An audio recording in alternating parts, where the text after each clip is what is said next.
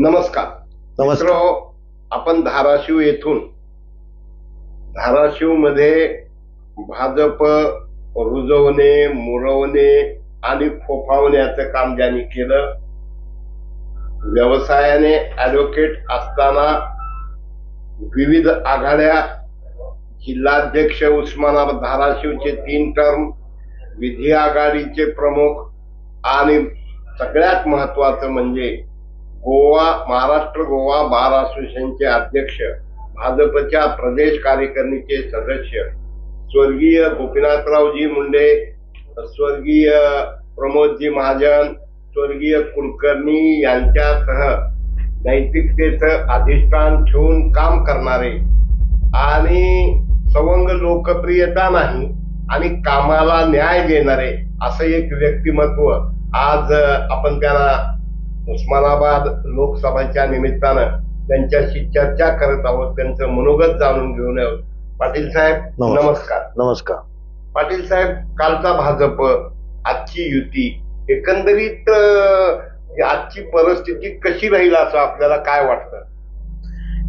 Bharatiya Janata party आणि त्यांचे मित्र पक्ष म्हणजे महायुतीमधील सर्व घटक पक्ष यांची स्थिती महाराष्ट्रात, देशात अगदी चांगल्या स्तरावर आहे. राजकारणात एका ध्येयाचं जर अचीव करायचं असेल, ध्येय साध्य करायचं असेल, तर समविचारी किंवा आपला विचार मानणाऱ्या लोकांना एकत्र घेऊन ही महायुती पुढे जाते आहे. त्याच्यामुळं थोडं बहुत त्याच्यात आवाज खडखडाट जरी आला तरी ध्येयानं काम करणारे व आपलं अंतिम ध्येय काय याचं ज्यांना माहिती आहे ती सर्व लोक भारतीय जनता पार्टीवर, नरेंद्रजी मोदीवर, पक्षाच्या विचारधारेवर, आमचे अध्यक्ष, केंद्रीय प्रदेशाध्यक्ष देवेंद्रजी, या सगळ्यावर श्रद्धा ठेवणारे सर्व कार्यकर्ते या महायुतीच्या प्रचारात हिरिरीने उतरलेत आणि मला खात्री आहे की यश हे महायुतीचं आहे. यश महायुतीचं आहे, चेहरा नरेंद्र मोदींचा आहे, पण कॉमन मॅन साठी गेल्या 8 वर्षात ठळक योजना कोणकोणत्या झाल्या हे आपण लोकांना सांगावं. कॉमन मॅन जो खेड्यापाड्यातला, स्लम एरियातला, झोपडपट्टीतला शेतकरी, शेतमजूर यांना जर विचारलं तर गरीबाचे मसीहा कोण आहेत, गरिबांचे त्यांच्याकडे एक देशाचा युगपुरुष म्हणून जे पाहतात त्या मोदीजीकडे पाहून त्यांना वाटतं की आमच्या डोक्यावर छत आहे का नाही याचा विचार करणारा पंतप्रधान हा देशात आला.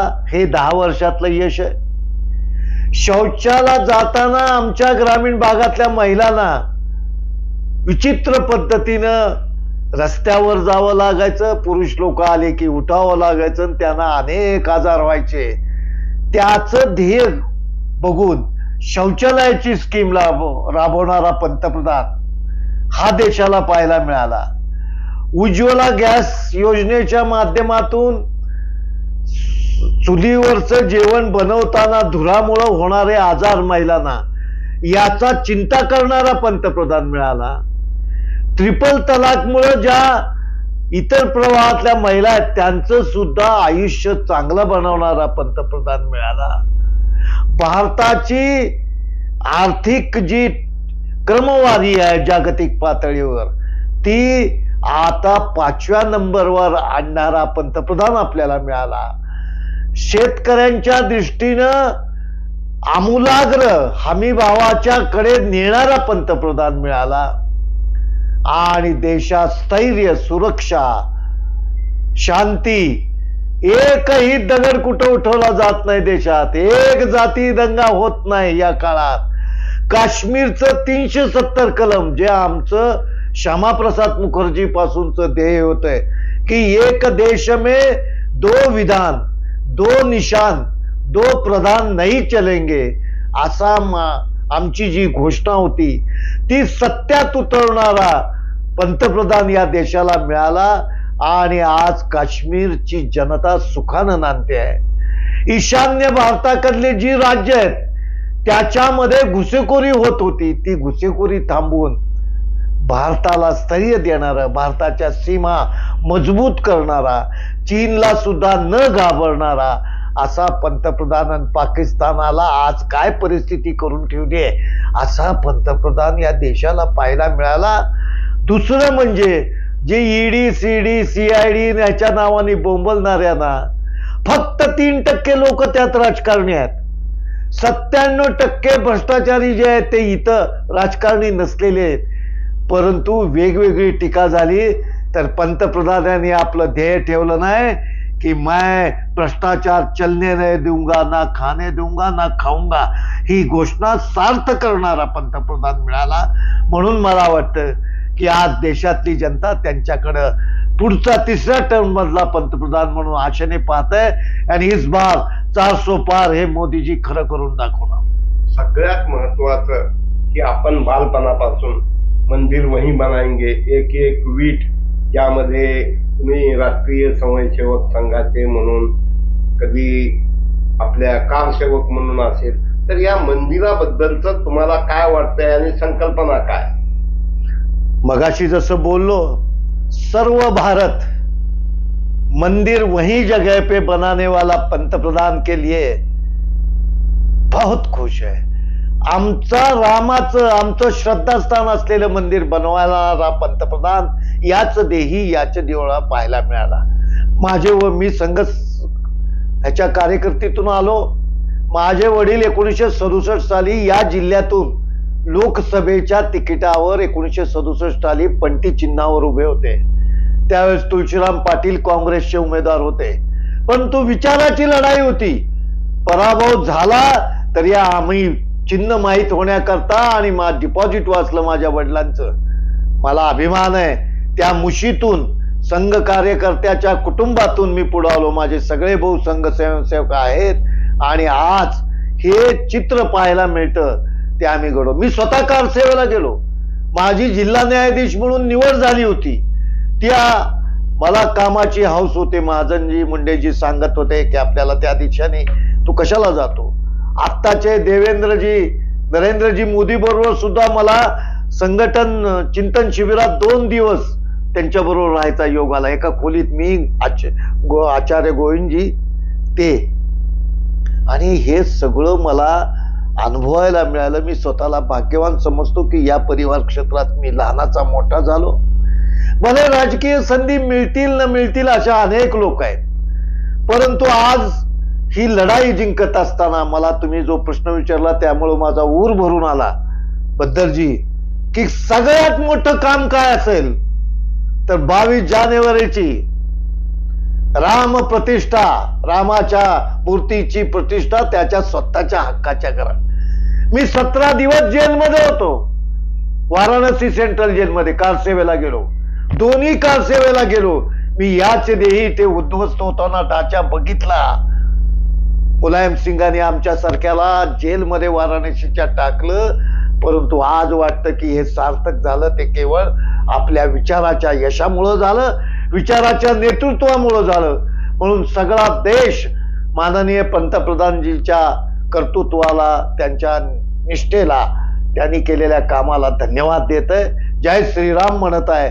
आणि हे जय श्रीराम म्हणायचं भाग्य जे मिळालं त्याच्याकरता देशातली जनता आता पूर्णपणे 400 पार करायच्या मागे लागली आहे. आता या निवडणुकीमध्ये सौभाग्यवती पाटील, राणादाच्या मिसेस अर्चना पाटील यांना उमेदवारी मिळाली.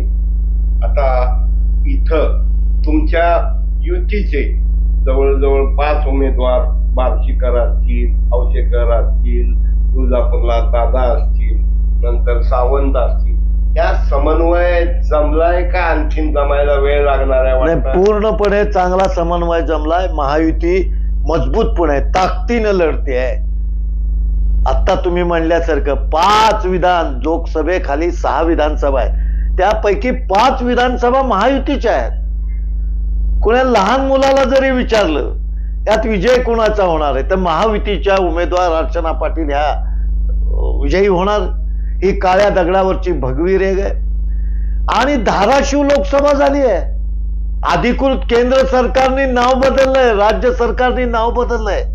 सगळीकडे रस्त्यावर आज बघून हे कृतकृत्य होतं की ज्या जुलमी अतिक्रमणकाऱ्यांचं नाव बदलून आज धाराशिव जिल्हा झाला, त्या धाराशिव जिल्ह्यातला महायुतीचा हक्काचा खासदार अर्चनाताई पाटील या लोकसभेत जाणार.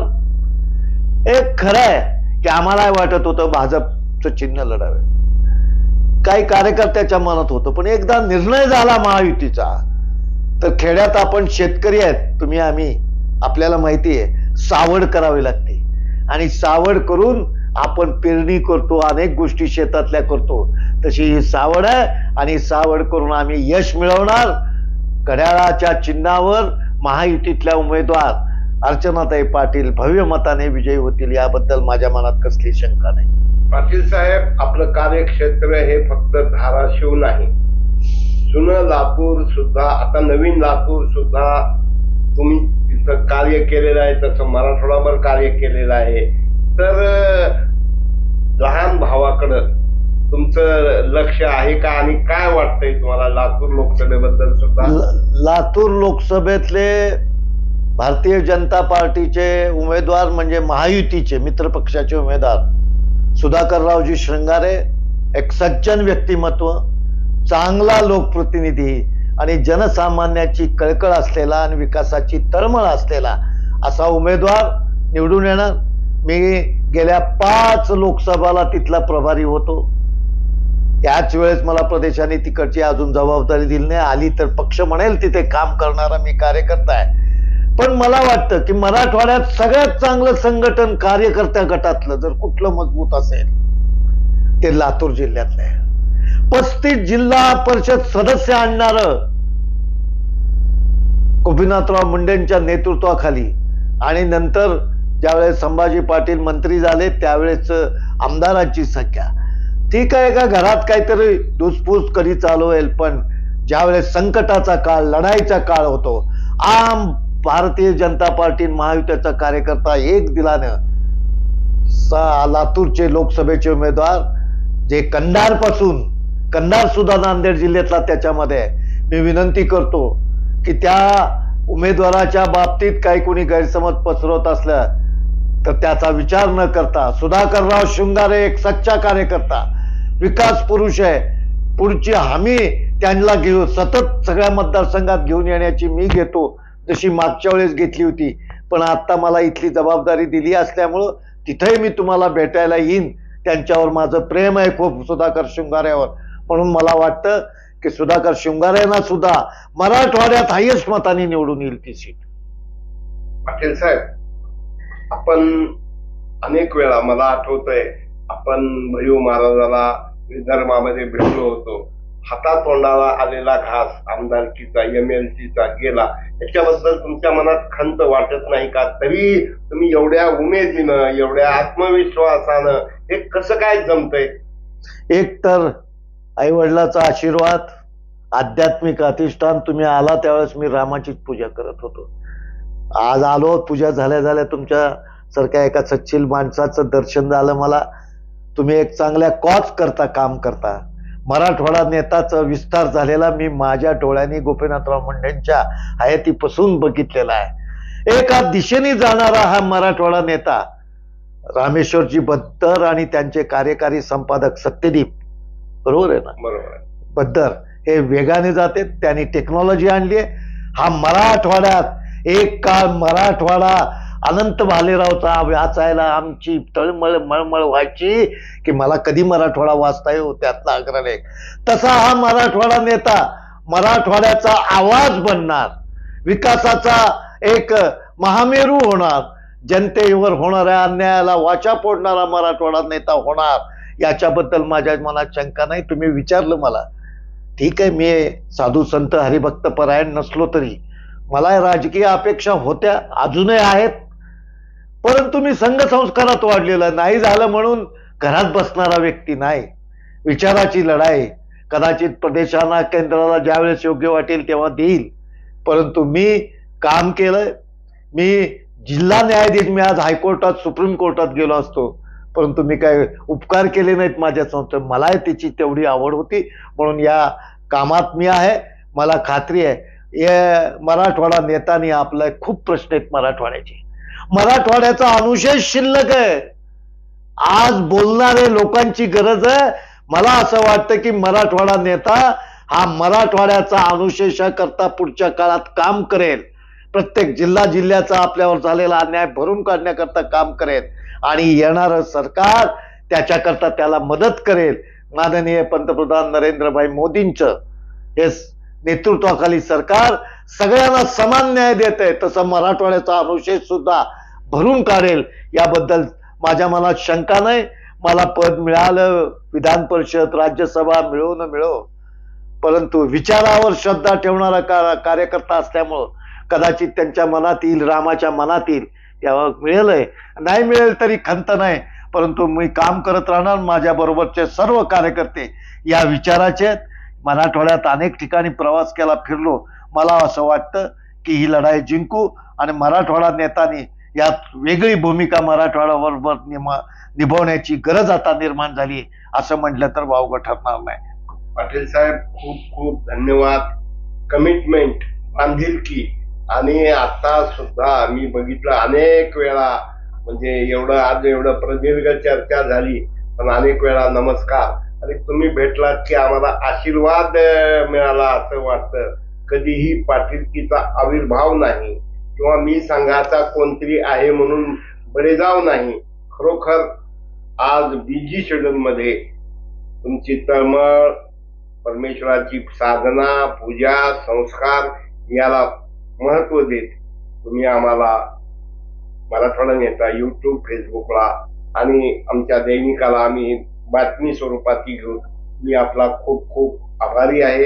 असंच प्रेम, आशीर्वाद आणि वडिलकीच्या नात्यानं कानाला धरून तुम्ही आम्हाला सल्ला, मार्गदर्शन, सूचना कराव्यात एवढं बोलून मी आपलं खूप खूप आभार मानतो. धन्यवाद आणि तुम्हाला शुभेच्छा. धन्यवाद. जय श्रीराम. जय श्री